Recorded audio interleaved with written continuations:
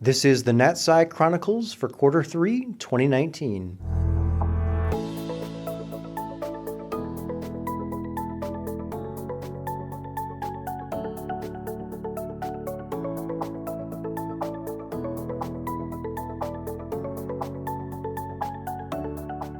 Hello and welcome to the NatSci Chronicles, the official podcast of the College of Natural Science at Michigan State University. My name is Jesse and I will be your host for this episode. The NatSci Chronicles is a quarterly podcast dedicated to keeping you up to date on all of the latest happenings in the world of NatSci. We are kicking off this first episode with a back-to-school edition. I had a chance to sit down with Phil Duxbury, the Dean for the College of Natural Science, to get a recap on his time so far as the Dean and what the college has in store for the coming year. I also had a chance to sit down and talk with advising, student success, career services, alumni relations, and advancement to provide our student listeners with helpful information for this academic year. We'll close out the podcast with helpful advice for incoming freshmen straight from fellow NatSci students. So sit back, relax, and enjoy the podcast as we begin with my interview with the Dean.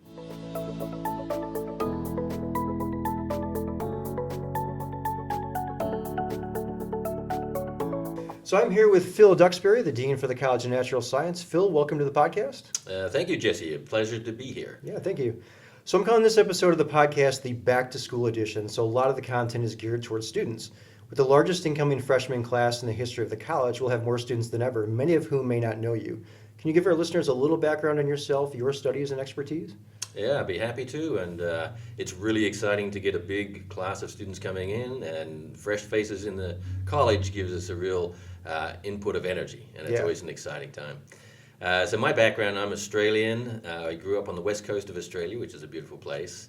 Then I went to the east coast of Australia for my PhD. From there I went to the UK. I was in Oxford and I wore a fancy gown and had dinner in a place that looked a lot like Hogwarts. From there I went to the US and was on the east coast of the US for a while before coming to Michigan State in 1986 and started working here. I've gone up through the ranks and was chair of a department for a while, Department of Physics and Astronomy, before taking on the dean's position about a year ago. So we just passed your one-year anniversary as Dean of the college. Can you provide some background about what interested you about the Dean's position and why you thought you might be a good fit in that role? Yeah, sure. There are a lot of initiatives in the college that really excite me. As chair of the department, and prior to that, I was a director of an institute which was focusing on collaborative research. So I enjoy putting teams together that work on interesting new science directions. And as dean, I get a lot of opportunity to do that. There's also very interesting activities related to STEM education that I'm passionate about, in particular new teaching formats that I believe to be better for students, engaging students in discussions and communications and expressing their opinions, so exploratory kind of learning environments. From the dean's office, I get a lot of opportunity to make changes that I think are positive for student learning. An aspect, too, that a lot of students these days look closely at is the career tracks for students in natural sciences. So in the past, a lot of students who came through college didn't really focus on their career tracks much until maybe their junior or senior year.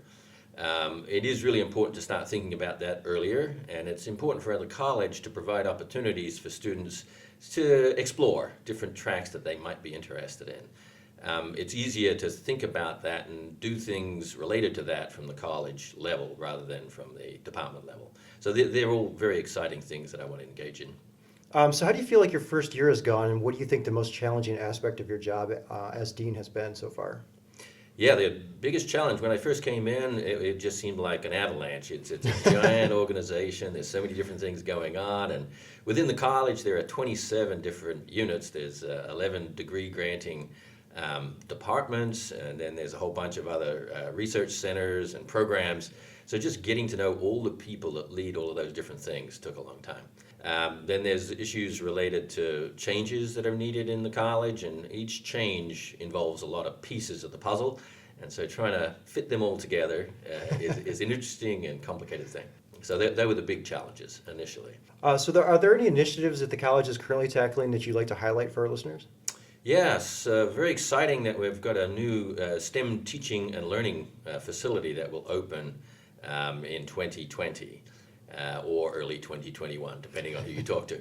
But it's going to be a very exciting facility, and what it will house is new learning environments, predominantly for laboratories. And these learning environments will put together students in inquiry-based learning environments, and I think that's really positive things for students and give them experiences that are essential for their future careers. That's one of the initiatives. There are other initiatives in research, and there's so many of them it's hard to go through them, but areas where Michigan State is really spectacular include nuclear physics, and the FRIB facility is really run by NatSci faculty. Then there's plant sciences, where there are outstanding faculty here. We're top 10 in plant sciences in the world. And there are places like Kellogg Biological Station, where it's a field station, and students can go down there and experience a field station environment. Ecology and evolution is another outstanding strength in college, and there are many more too, but those three in particular are very exciting. Fantastic. So looking at the year ahead, what are you hoping to achieve in your role as the dean? Yeah, there's so many things we're putting on the plate. So one of the things is a transition to this new STEM teaching and learning building. That's a very high priority, and there's lots of moving parts. There'll be laboratories from physics, there'll be laboratories from chemistry, there'll be laboratories from the life sciences that are all moving into that new building. So we have to make that transition smoothly and make sure the student experience is excellent from the very start.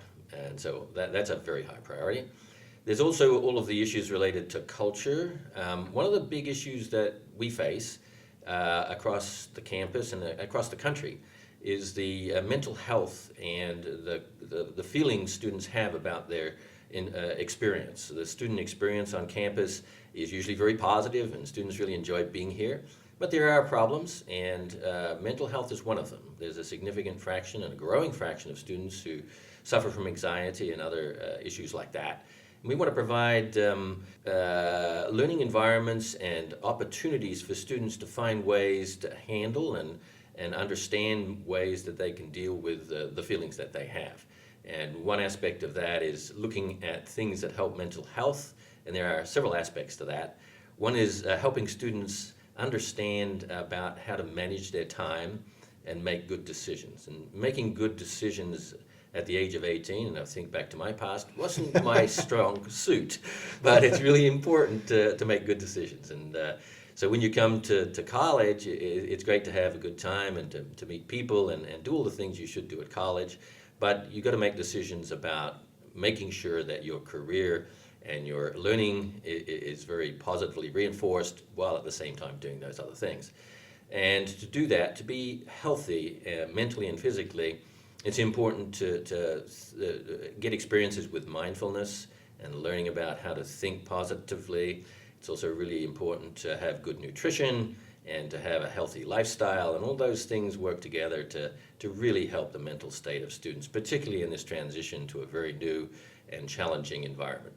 In closing, looking at the incoming freshman class, what is the best advice you can give them in order to be successful in their academic career? Yeah, there's lots of pieces to that too, but I think making good decisions is really important, and making good decisions is really taking the time to make good decisions. And a lot of students are under a lot of pressure when they get to a new environment like this, and so it's sometimes not easy to just sit back and say, okay, what's my objective today?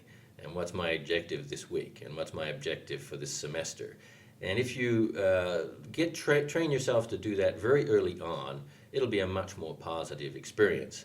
But if you just end up going with the flow and not really being in control of your own life when you're at college, it can get out of control. And I think a lot of students fall into that trap where they're not really thinking about, hey, this is my life. I really should think about what I want to do with it. Right. Well, Phil, thanks so much for taking the time to sit down with me. Pleasure. It's been great talking to you. Thanks. Thanks again to Phil for taking the time out of his busy schedule. Next up, my interview with the advising office. I'm here with Caitlin Peterson and Kate Tomey, advisors within the College of Natural Science. Caitlin and Kate, welcome to the podcast. Thanks for having us. Thank you. In addition to academic advisors, you both also have the title of pre-professional advisors. Can you explain what it means to be a pre-professional and how the advising for that differs from academic advising? Yeah, actually, there's one change that we're putting through is we're being changed to pre-health advisors. We think that's going to be, it just happened this past week, so that's going to be something I think will be more helpful for students. There's a lot of similarities between the two. We do advise curriculum, so we advise for the human biology major, but also for students across all colleges, any kind of health studies, so prerequisites for programs. But yeah, the difference is going to be more that we can advise all majors, and we're more focused on careers in healthcare going on to graduate level programs, versus an academic advisor will be more specialized in that particular department. So in a microbiology advisor will just be really advising that major, and then maybe careers that line up with that, versus pre-health or what used to be pre-professional advising. We're talking about really future planning. What does it mean to be competitive for these for the professional schools? What's the application look like? How do you get ready for those big exams like MCAT or DAT? Gotcha. So I'm sure you've run into scenarios where a student gets in over their head and ends up coming in to you in a panic. When would you suggest that a student seek out academic advising to avoid a case like this, and should students be meeting with advisors on a regular basis? Yeah, so we definitely suggest for students to be meeting with advisors regularly. We suggest about once a semester, if they can, just to be kind of checking in, making sure that they're still on track with all of the things that they need to be doing, and that there haven't been like changes with classes or requirements or anything like that. But even with that suggestion, yeah, we definitely still have students that come to us with kind of emergencies. Really, there isn't anything that's a real academic emergency, other than like sometimes students will be coming up right against a deadline for something. Right. So definitely I would suggest just trying to think ahead as much as possible, making sure that you're aware of drop deadlines and deadlines for applying for graduation, things like that. And also, like, you can make a 4-year plan for your classes far ahead of time if you want. So if you're a new student starting out, you can come in and we can make a plan for you for your classes for all 4 years.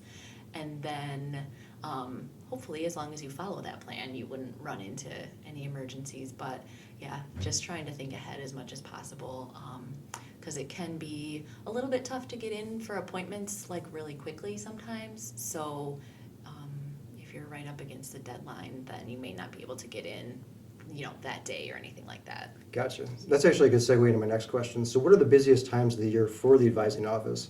And do you have any advice for students on how to avoid the advising rush?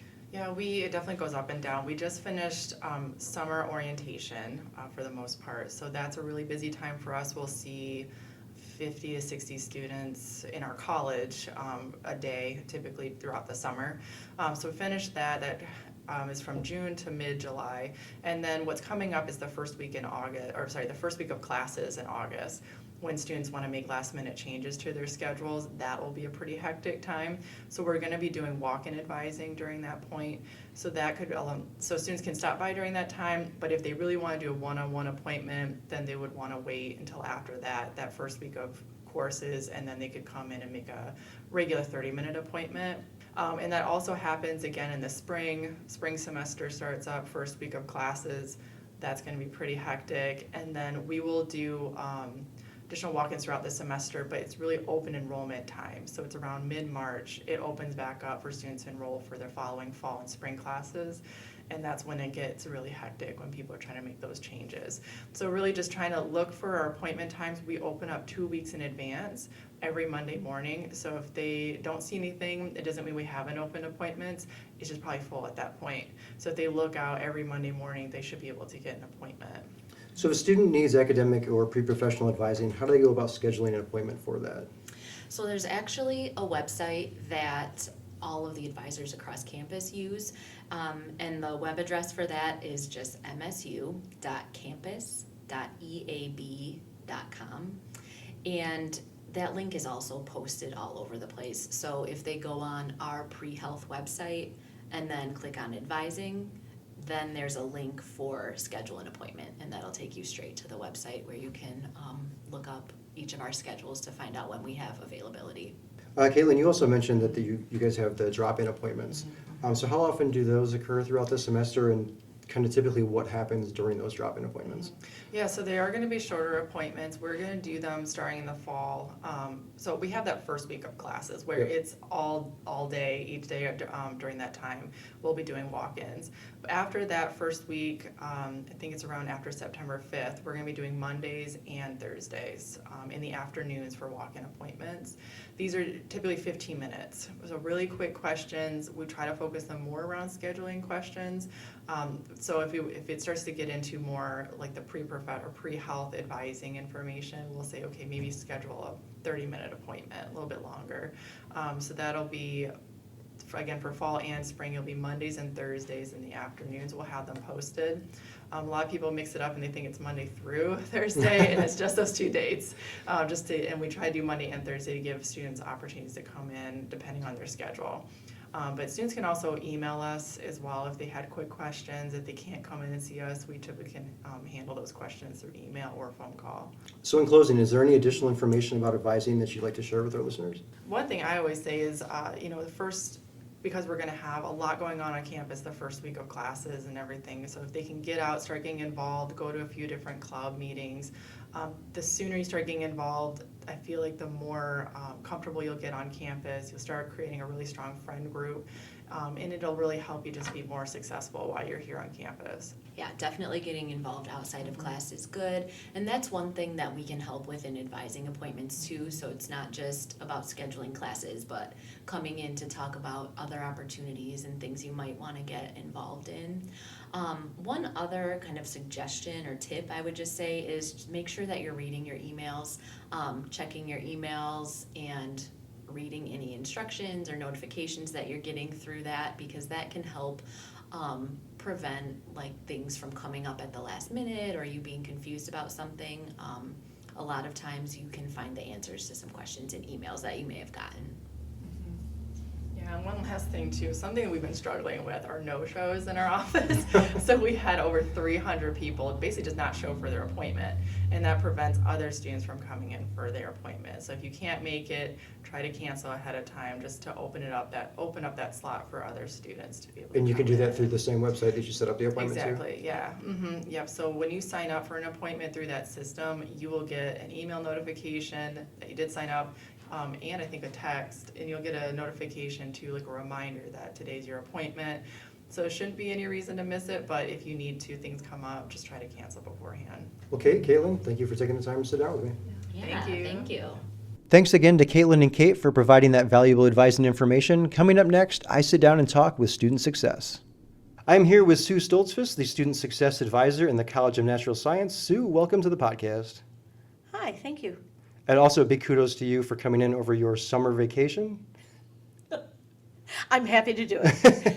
So your work schedule kind of follows the academic year, correct? So you are technically on a summer vacation. I am. I'm here from mid-August until mid-May. So as a Student Success Advisor, can you give our listeners a brief summary about what your job entails? Brief, probably not.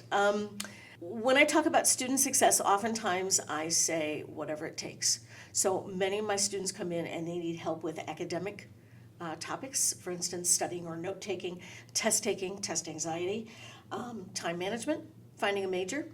I have a lot of students who are looking for interesting classes and classes that will help them develop parts of themselves that they enjoy. For instance, a lot of athletes will come in and they don't realize they can take kin classes, which are like phys ed, things to get them up and out and moving, that they can pick up art classes, even though they're not an art major, and things like that. So the academic side is certainly a big portion of it. I also do what I call transitional things, particularly for new freshmen, finding friends, figuring out where to go, what to do, what kind of classes, dealing with homesickness. I also will connect students to MSU resources, be they financial or health. They're again finding clubs, organizations that support them. Anything we can do to get them off on a right foot at Michigan State. So I do have a scenario here that I want to run by you. So let's say I'm an incoming freshman to the College of Natural Science. I did really well in high school. I got a really high score on the ACT, and I think the transition to college is going to be a piece of cake. Midterms hit for the fall semester, and I find that I might not have been taking classes as seriously as what I should have been based on some of my course grades. So as a student success advisor, what could you do to help me in this scenario? You know, I think the first thing I do is triage. The student comes in, we meet one-on-one, and we discuss what happened. For some students, it's just a case of learning how to study more efficiently, managing their time, learning about D2L and how to assess their own progress and evaluate where they are. Some students have homesickness, and so it really is just figuring out what the problem was and what changes to make. So getting them in the office is the first step. So as a student success advisor, is there a common theme or scenario that you kind of see repeat with students each semester when they come in looking for your help? I would say that there's two. Okay. The first one, and probably the biggest one, is time management. Most of us had somebody wake us up in the morning, and we knew when we had to be at school, and the coach told us when practice was, and the counselor told us when our applications were due, and the teachers told us when everything was due. So when you come to Michigan State, there's a lot less structure, and there's a lot more temptations. And so students don't often know how much time they need to put in order to be successful, and many of them don't know what to do with that time. And then there's the ones who don't know how to carve that kind of time out of their schedule. So time management's the first one. The second one I would classify as change in expectations. They're going to go into classes where they have 2 tests, and that's your whole grade.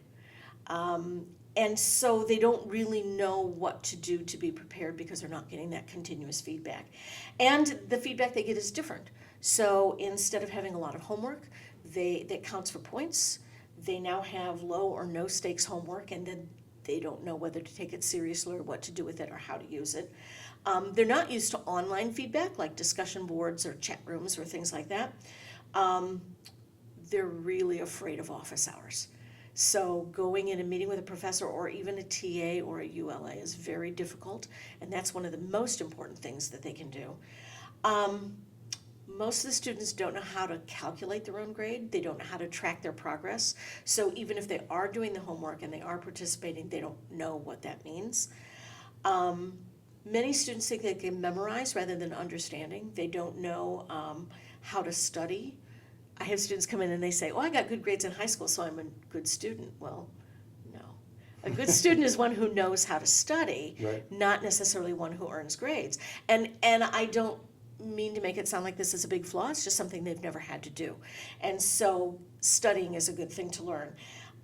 Many students come in thinking that they need to check the box. I got this class, I got this credit, yay me, as opposed to really understanding and owning the material and engaging with it.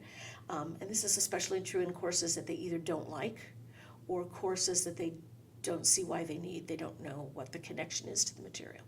So they've got to change their expectations and learn how to deal with that. So those are the big 2 then that you see. Those are the big 2, yes. Okay. So what students? So what student success resources are available for students, and how can they find out more about them? So I often send students to our website, natsci.msu.edu. Go to current students, and under current students, you go to the student success resources. They change frequently. As I learn more, as I read more, as more things become available on campus, I post them there. So I always have that open for every session, and we talk about what's there and how to use it. They can also come in and meet with me individually. There's a form they can fill out on the webpage, or they can just email me directly through that, and that's the best way to get in. Advisors, all of the NatSci advisors know how to get a hold of me. Many of them include my information in their emails so they can get to students and come in and do that. There are some resources on the neighborhood webpage, but those change frequently, and I confess I don't always keep up with the changes as they come through. So even if a student doesn't happen to come across the student success resources on the site, if they happen to meet with an advisor will also pass along the information about Absolutely, them as well. Absolutely. And I don't really care what their major is.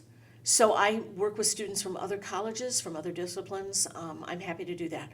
I will confess that most of my examples, most of the work I do is for science and math, but it's so readily applicable to other disciplines that I'm comfortable talking to students about those kinds of things. And if you do happen to go in for a meeting with her, she also has a really nice jar of candy, so.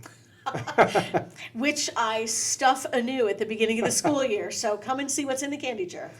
So in closing, do you have any additional advice for students on how to be successful in their academic career that you haven't already covered?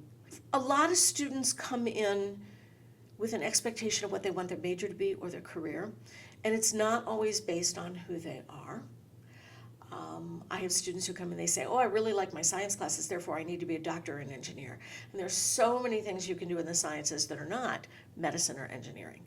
I have students who come in with family expectations or community expectations, and it's not really who they are or what they want to be. So to be successful in college, one of the first things to do is land in an area that appeals to you. I frequently tell students, you can go to medical school with any major, any major. I have art majors who are planning to go to medical school, and sociology majors. You don't have to be a science major, and we can talk about that a lot more.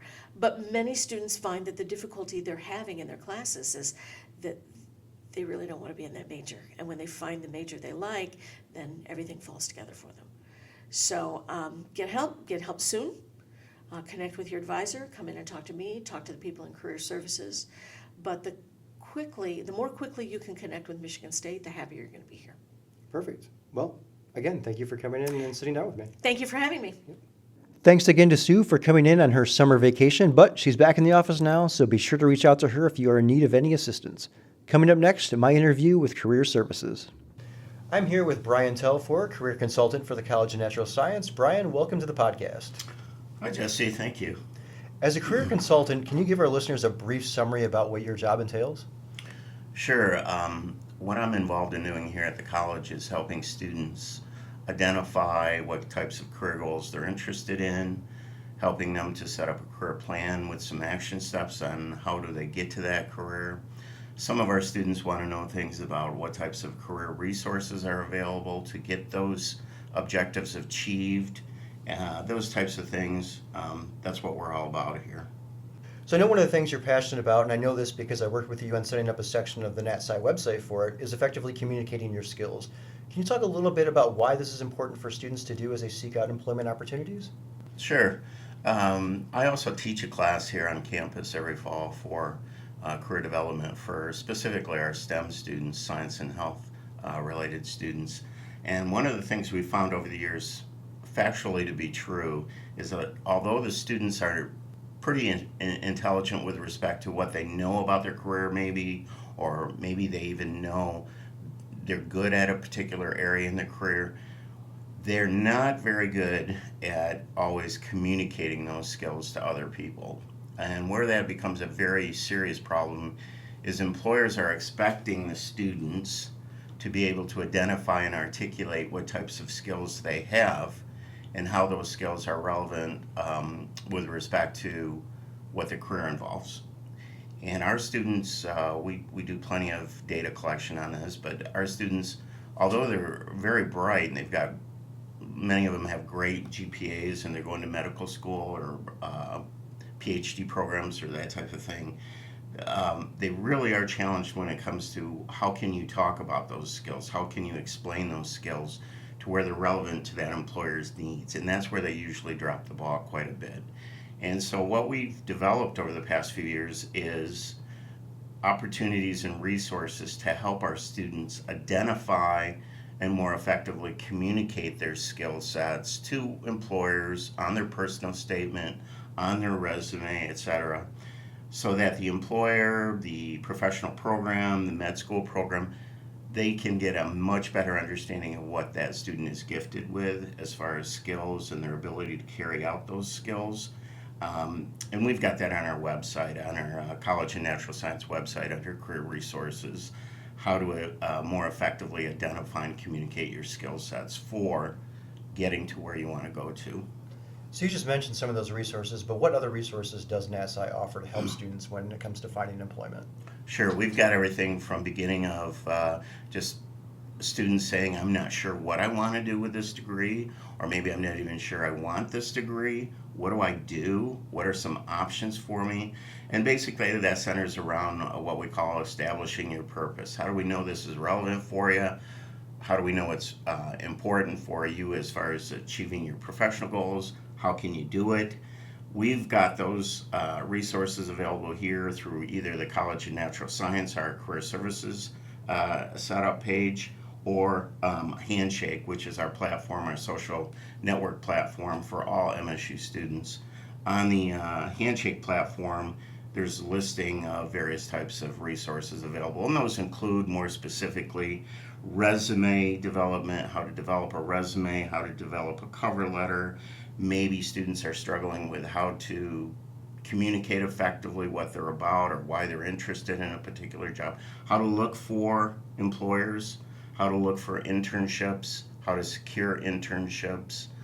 Maybe they're wanting to go to graduate school or professional programs, how to build up a social network with respect to maybe using social media platforms such as LinkedIn or Handshake to connect with those goals in mind. So we're there to be supportive and assist students with, again, like I said, not only identifying what they want to do, but also looking at surrounding areas as far as action steps into completing those goals. If a student would like to set up an appointment with a career consultant, what is the best way to do so? The best way for a student to set up an appointment with us is just simply go to the Career Services page on Handshake, and so that could be accessed through careernetwork.msu.edu, and there's plenty of step-by-step information there, plenty of filters available for finding out everything as simple as saying, I'm not really sure what I want to do, how do I make that initial appointment with a general career consultant. We've got plenty of schedules available for students to come in. We've also got drop-in times if a student is kind of tough with classes, getting things done, and they're busy. We've got 10-minute drop-in times where they can just have a simple resume review, something simple like that. If they want to make an actual formal appointment, again, through the Handshake platform, all they need to do is click on the link that says Schedule a Handshake Career Advising Appointment, and they can do that without any problem. So in closing, do you have any additional advice for students seeking employment opportunities? I would say one of the biggest comments I would like to make is that it's not too early. It's never too early to lay out some action steps of what you want to do, how you want to do it. Maybe general questions such as, what if I don't want to do this particular career? What are some of my options? In our college, for example, we have many students who start off with a pre-med goal or career option, and then they turn around and say, you know what, I'm not sure I want to do that. I'm not sure I want to be a doctor anymore. What do I do? What are some options for that? Those are all perfectly understandable. They're perfectly acceptable and natural questions for students to be asking. And so we just ask that students get connected with Career Services. Get connected with us, excuse me, even to just help you do an initial assessment of, am I on the right track? Am I maximizing my resources? How can I get assistance with these resource areas? We're here to help you with all of that, and we definitely want to make sure that you're making really good progress in all those areas. Brian, thanks for taking the time for sitting down with me. Thank you, Jesse. Thanks again to Brian, and as he said, it's never too early to start thinking about your career, so be sure to make use of all the resources at your disposal. Coming up next, my interview with Alumni Relations. So I'm here with Sarah Ford. She's the Alumni Coordinator for the College of Natural Science. Sarah, welcome to the podcast. Thank you. Thanks for having me. So as the Alumni Coordinator, can you give our listeners a brief summary about what your job entails? Sure. So my job is to represent all 48,000 alumni that we have for the college. I help with all of our 29 programs and departments, support their department chairs and program directors with reaching out to their alumni. I help provide mailing lists and updated contact information to all the programs so that they can reach out, and I also help them plan events, usually around homecoming and end of the year, awards programs and stuff like that. I also do a lot of event planning for the college and also just bigger alumni events that we help out with here. And then I help disseminate our e-newsletter, which comes out 4 times a year, and I help oversee the Dean's Research Scholar Program. So you mentioned the Dean's Research Scholar Program. Can you talk a little bit more about what that program is? Sure. So our Dean's Research Scholar Program is made up of 10 undergraduate students whose majors are in the College of Natural Science and they are also conducting undergraduate research. So we have a panel of alumni who interview these students after they apply. We usually get about 50 or 55 applicants every year, and then we narrow it down to 10 students. The 10 students then are given a little bit of a scholarship money, and then they come up with a presentation that is on their research that we kind of help them like vet and make it easier for people who don't have a background in science to understand. And then we take these students with us on the road into different events all over. We have them talk about the opportunities that they get from scholarships, what this undergraduate research means to them. They talk about their life on campus, where they live, where they come from, why they chose Michigan State. It's a really great program, and we also use them to speak at some of our events too. So one of your responsibilities as the alumni coordinator is to organize events for alumni. What are some of the biggest events that you organize each year, and can you talk a little bit about each one? Sure. So we have two really big events that we do every year. They take place in April. So the first one is our Alumni Awards ceremony, which this next year it will be on Friday, April 24th of 2020. And that is a dinner that we give awards to our Meritorious Faculty Award winner and our Outstanding Alumni Award winner and our Recent Alumni Award winner. So these are all people who are nominated from alumni or faculty. And then we have a panel that selects the winner. And the Recent Alumni Award winner is somebody who is under the age of 35. And then Outstanding Alumni is anybody who's an alum from the college. And then Meritorious Faculty is a faculty member that's nominated by alumni. And we also give out awards to some undergraduate and graduate student scholarships. And then we also welcome our new cohort of Dean's Research Scholars and then kind of send off our current cohort. So it's a big dinner. We have a lot of alumni who come back and help support the current students and other alumni that are there. And then the next morning, we have an event called Classes Without Quizzes, and that will be on Saturday, April 25th this next year. And that includes about 4 or 5 faculty from the college who will give TEDx-style talks on their research. So we try to have them give these great elaborate research presentations, but at a level that anybody would be able to understand. And we also have our Dean's Research Scholars who will this next year be giving some mini presentations on their own research. And we have alumni from all over. Usually we have somebody from Texas and Wisconsin, all over that come back for it. So we get about 100 people that come back every year for it. And you also get free ice cream passes to the dairy store. You do get, that's a big draw. You get a free passes to the dairy store, and sometimes they order a couple extra, so we get to give those away. Okay, so in closing, how can upcoming graduates or recent graduates stay connected with the college? So there's a lot of ways that people can stay connected with the college. One of the biggest ones is on our website. We have an up-to-date contact information. So we can't reach you if we don't have good contact information for you. So address and email are really important. Also to connect with us on social media and on LinkedIn. Our communications group does a great job of posting like really great articles. And then also, if you don't live like in the East Lansing area, we have a huge network of regional clubs all over, even internationally. So get on our website and check out where you're moving to or where you're currently living, and they do lots of game watches and volunteer opportunities within the community. It's really great. So a lot of good ways to stay connected. Sounds good. Sarah, thanks for your time. Thank you. Thanks again to Sarah for sitting down with me. Be sure to visit natsci.msu.edu/alumni for more information. Coming up next in our last interview segment, I sit down with the Advancement Office. So I'm here with Karen Wenk from the Advancement Office in the College of Natural Science. Karen, welcome to the podcast. Thanks. It's great to be here. So you have the title of Associate Director of Development. Can you give our listeners a brief summary about what your job entails? My title is Associate Director, but really it means that I'm one of the fundraisers. There are 3 of us that work on behalf of the college, raising funds and getting alumni involved. So I've dubbed this episode of the podcast the Back to School edition. So much of the content has been student focused, which I imagine is not traditionally your core demographic when it comes to giving. So for the students listening to this right now, can you explain why supporting the college is so important, touch on some of the things that gifts have made possible for the college, and more specifically, how these gifts have impacted the students?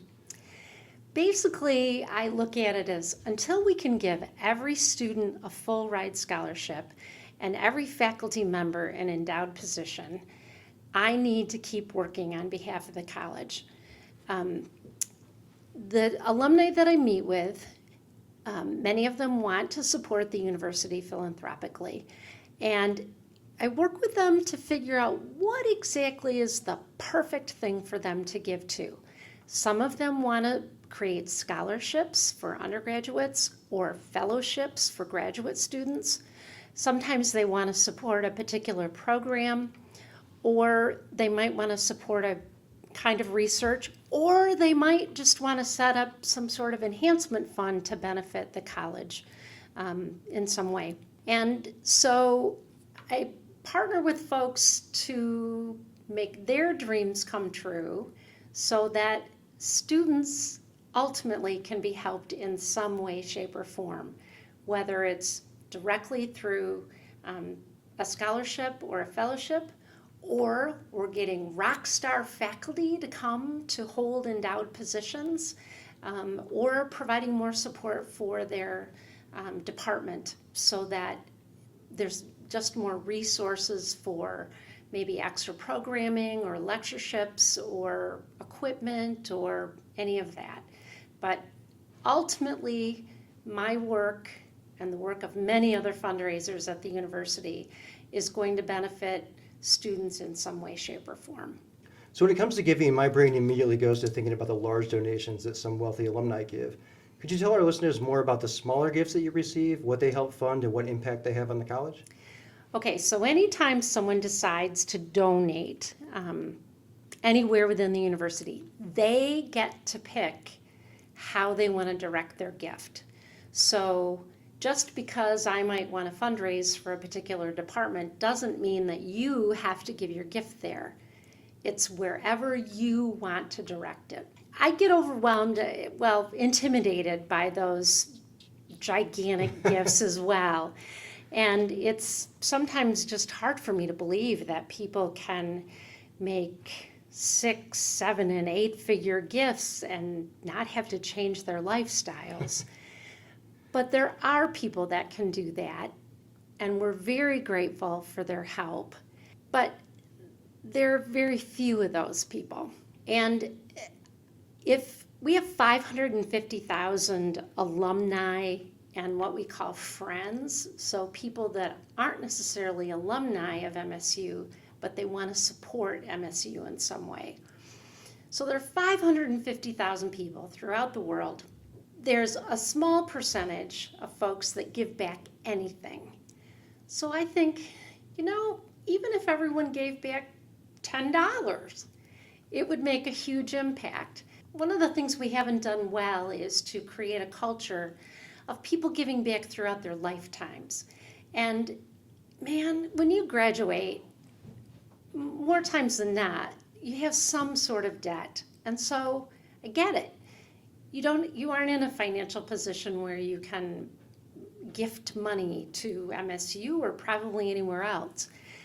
But at some point, can you give $25? Can you give $50? Could you do that most years? Our best donors to the university started giving $1 like in the 1950s, but they've given every year. And it really adds up, and it really makes a difference. I often share the story about John Hanna, who was president here, I think it was 28 years, but everyone knows his name. He was so visionary in so many ways for the university.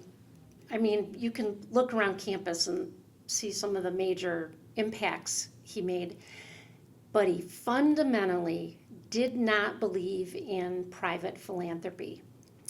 He was very fortunate in that he could literally go down the street to the Capitol and say to the legislators, this is how much money we need for next year. And they would say, okay, and give it to him.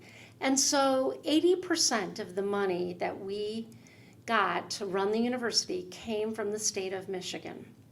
Well, now it's like flipped. Less than 15% of our money comes from the state of Michigan. And I don't see that getting better anytime soon. And so even though we're a state-supported institution, we're never going to be able to get away from having private support. When people give to the university, it creates this foundation that buffers us when there's ups and downs in the economy. And so, again, if you could just think about, could I give $10? Could I give $25? Make that a habit, like we have other financial habits in our lives. And again, not everyone's going to be able to give big gifts, but if everyone gave something, we'd be in a much better spot. So if a listener were so inclined to make a gift, what is the best way for them to do so? Probably the easiest way to make a gift is to actually go online and go to the College of Natural Science website, which is at natsci.msu.edu. That's natsci.msu.edu. And in the upper right-hand corner, there's a button that says Give Now. And so you can just click on that, and it will take you to a place where you can make a credit card gift and to designate where you'd like your gift to go. It's easy. In closing, is there any additional information about advancement or the gift-giving process you would like to share with our listeners? I just would like to encourage folks to consider it now or in the future. And, MSU does so many wonderful things that if you really love this place, just think about making an impact that will last for generations. Karen, thank you for your time. Thanks for having me. Thanks again to Karen for joining me on this episode. For more information on giving, be sure to visit natsci.msu.edu/giving. Coming up next to close out the podcast, some helpful advice for incoming freshmen, straight from the mouths of NatSci students.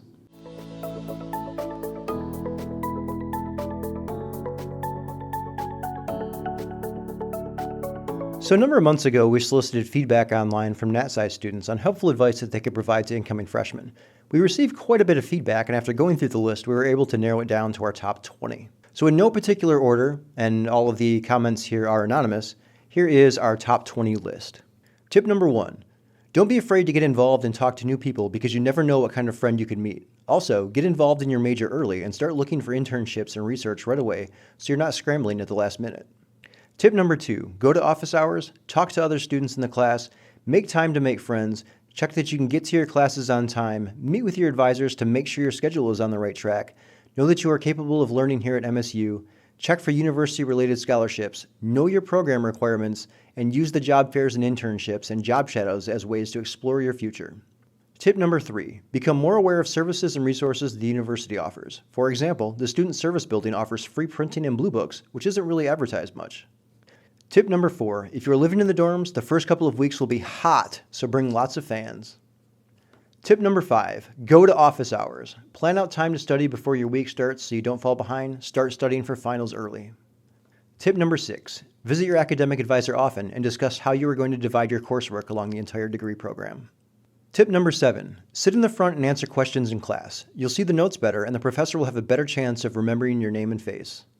Tip number 8, make a plan for your schedule, then go see an advisor. Tip number 9, to help you understand the material, read the book. Complete practice problems and watch YouTube videos. If none of this works, go to office hours or a help room. Tip number 10, use your combo every day at Sparty's to stock up on snacks. Find a means of exercise you enjoy. Don't pull all-nighters to cram. Make friends in your classes to study and share notes. Tip number 11, read the syllabus for each class. It's not fun, but it has a lot of important information. Tip number 12, stay on top of things, even if that means a checklist, a planner, even putting it in your phone. Don't let yourself get behind or have assignments sneak up on you. If you do it, it's a downward spiral. Tip number 13, the library has an amazing online catalog of resources, which means you have access to thousands of books straight from your computer. Tip number 14, take advantage of career services and other on-campus resources. Many of these go unused and are extremely beneficial to student success. Tip number 15 with 3 exclamation points says, go to the library. Tip number 16, I wish I would have known how important it was to seek help. Whether it's going to office hours, help rooms, etc., if you are struggling with a class, go get help. Tip number 17, if you want to get into research, start to email any professors that you want to work with as early as you can. You can do so as a volunteer or as credit, and if you're lucky, you can get paid for working in the lab. Tip number 18, get to know the professors. Attend any social things like coffee hours to make yourself known, and it's never too early to start lab work. Tip number 19, utilize your resources from the start. There are so many resources available across campus and in your own neighborhood for your convenience that they make a world of difference if you utilize them. And last but not least, tip number 20. Rent your textbooks if at all possible. Find a few good study spots you know can help you focus, and color coordinating your classes can help keep your notes and homework organized. And that is going to wrap up the first episode of the NatSci Chronicles. If you would like to support this podcast, please subscribe and rate us wherever you get your favorite podcasts. Be sure to also visit us on the web at natsci.msu.edu/podcast, where in addition to this podcast, you can also find our other podcast, the NatSci News Rewind. If you'd like to keep in touch with us on social, you can find us on Twitter at MSU NatSci, on Facebook at MSU CNS, on Instagram at MSU NatSci, on YouTube at MSU Natural Sciences, and on LinkedIn, search for Michigan State University College of Natural Science. You can also stay up to date between podcast episodes and everything that is happening at NatSci by visiting our website at natsci.msu.edu. Thanks again for tuning in, and remember, making a difference, it's in our DNA.